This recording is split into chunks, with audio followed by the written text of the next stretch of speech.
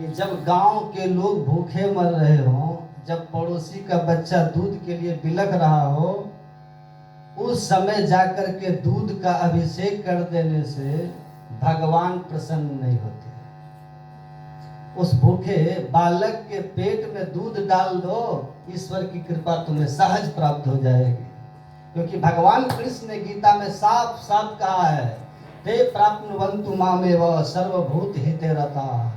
मुझे पाना चाहते हो, मेरी कृपा पात्र बनना चाहते हो, तो उसके लिए तू प्रयास करो, उनकी मदद करो, जीव मात्र का हित करो। साफ साफ भागवत महापुराण में दिया। भगवान कहते हैं अथमाम सर्वभूतेषु भूत आत्मानं कृतालयम अर्हेद दानमानाभ्याम मित्रयाभिनिचक्षुषा। कहते हैं, हे उद्धव, सब जीव के हृदय में मैं रहने वाला सर्वंतर्यामी परमात्मा, जो जीवों की सेवा में न देख करके और मूर्तियों में तो हमारी पूजा करता है। भगवान ने विरोध नहीं किया, खंडन नहीं किया पूजा पाठ का। भगवान कहते हैं, पत्थर मृणादि की बनी हुई मूर्तियों को मुझे मान करके उसका पूजा तो करता है, उसको भोग तो लगाता है, लेकिन सब जीवों के हृदय में मैं रहने वाला परमात्मा। तब अन्य जीवों के प्रति वो भेद भाव रखता है, ऊंच नीच की भावना रखता है, ईर्ष्या द्वेष करता है। ऐसे पाखंडियों की पूजा मैं स्वीकार नहीं करता हूँ। ऐसे पाखंडियों की पूजा मैं स्वीकार नहीं करता हूँ। जो भेद भाव से रहित होकर के सब के अंदर में रहने वाले मुझ परमात्मा का सच्चा पूजक वही है, जो जरूरतमंद को दान और गरीब अमीर जो भी हो सबका सम्मान, और साथ ही साथ अभिनयन चक्षुषा, एक समान भाव में रखता है। ऊंच नीच का भेद नहीं रखता कि ये ऊंची जाति, ये नीची जाति, ये अमीर आदमी, ये गरीब आदमी, और इसलिए किसी का आदर और किसी का अनादर नहीं करता है। ऐसे जो होते हैं उनकी सेवा, उनकी पूजा मैं स्वीकार करता हूँ, उनसे मैं प्रसन्न रहता हूँ। तो आप अपने धन का, बहुत अमीर है, 500 रुपया दे दिया सत्संग में, बहुत गरीब है, 5 रुपया दे दिए, तो ऐसा मत समझिएगा कि वो बड़ा दानी हो गया, उसको ज़्यादा पुण्य हो गया। अपने आमदनी की तुलना में कितना दिया ये निर्भर करता है कि आपको कितना पुण्य हुआ, कितना पुण्य हुआ। तो पहली बात है कि जीवन में थोड़ा यज्ञ को समझिए। ये ज्ञान यज्ञ है। भगवान कृष्ण कहते हैं, श्रेयान द्रव्यमयाद यज्ञाद ज्ञान यज्ञ परम तपः। हे तपस्वी अर्जुन, ये ज्ञान यज्ञ है, सत्संग यज्ञ है, ये दुनिया के सारे द्रव्यमय यज्ञों से श्रेष्ठ है। इस यज्ञ में आपका एक एक क्षण अगर लगा है, तन से, मन से, धन से, समय से, आप आकर के बैठ करके कथा सत्संग को सुन रहे हैं, तो ये जीवन का सार्थक समय, सार्थक समय। पूर्व पुण्य प्रकट भयो सत्संग के बीच में आय पड़ी, सौभाग्य जगे जब संत मिले वे शुभ दिन वही शुभ घड़ी।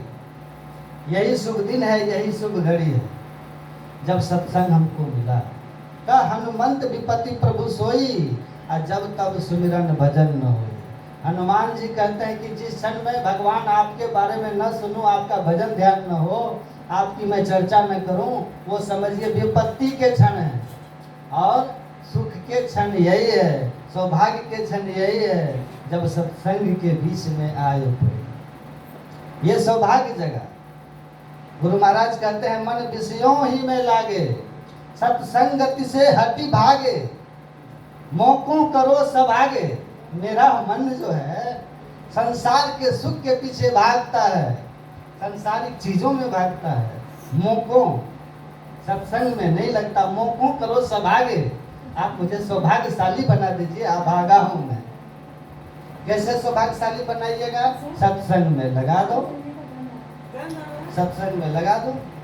भगवान से क्या कहते हैं? बार बार बर मांगो हरस देहु श्री रंग, पद सरोज अनुपायनी भक्ति सदा सत्संग। हे परमात्मा मुझ पर प्रसन्न है, तो भगवान शिव कहते हैं कि आप हमको अपनी भक्ति दे दीजिए, अपना सत्संग दे दीजिए, सत्संग और भक्ति दे दीजिए। तो सत्संग वरदान मांग रहे, सोचिए कितना ऊंची चीज है। और जिसको मिल गया उसका भाग्य जग गया, उसका विवेक दृष्टि खुल गई, सुधार होने लगा, उसके जीवन का उद्धार का मार्ग प्रशस्त हो गया। तो ये आपके जीवन के उत्तम क्षण है जो आप यहाँ बैठे हैं। जितना समय बैठिएगा बड़े काम का होगा। लेखे में सोई घड़ी है ना, आधो में बुनियाद, और लेखे में सोई घड़ी बाकी के सब बात।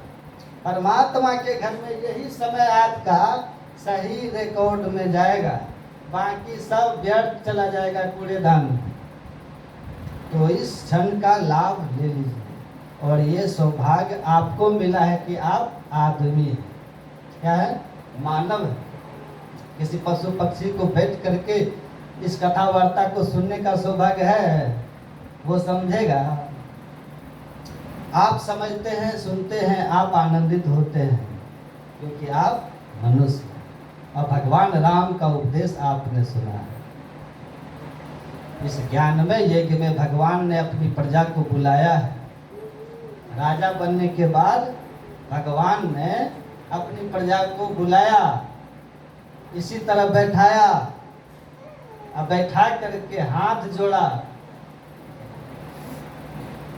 अब बड़ी श्रद्धा और प्रेम से कहे कि मैं आपके हित की बात कहने जा रहा हूं।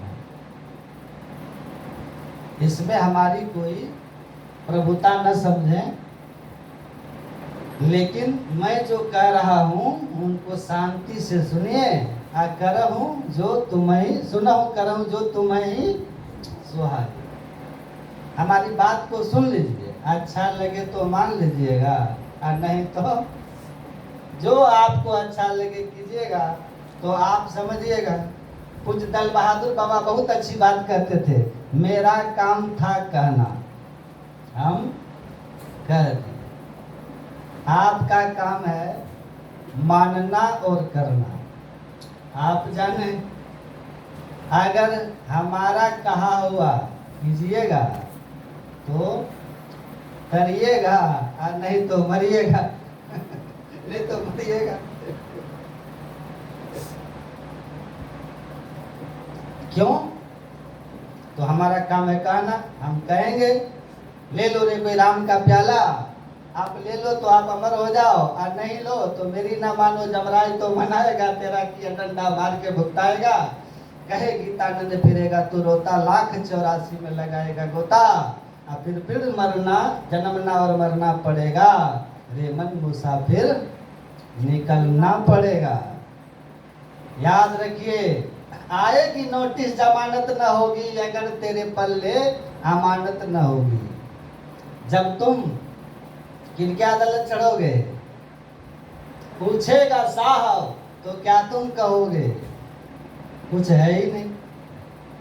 नोटिस तो आएगी ना, निकलना तो पड़ेगा ही ना, चतुराई तो नहीं चलेगी ना।